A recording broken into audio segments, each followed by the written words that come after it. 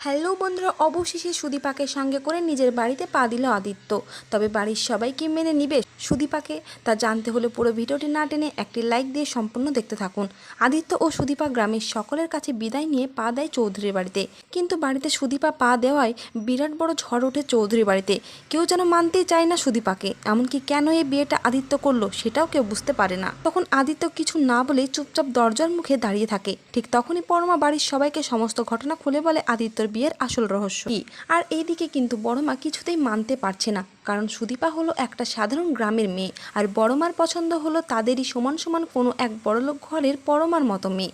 তারপরে দেখা যায় সুদীপাকে কেউ বরণ করতে চায় না।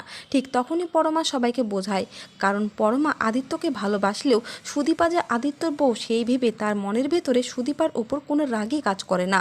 এই ভেবে পরমা সবাইকে রাজি করিয়ে সুদীপাকে বরণ করে ঘরে তুলে নেয়। তবে পরমা কিন্তু মনে মনে প্রচণ্ড কষ্ট পায়, কারণ আদিত্যর বউ হিসাবে সুদীপা নয়, তারই বউ হয়ে আসার কথা ছিল। তো বন্ধুরা, ভিডিওটি এই পর্যন্তই। আর পরবর্তী আপডেট সবার আগে পেতে অবশ্যই চ্যানেলটিকে সাবস্ক্রাইব করে রাখবেন।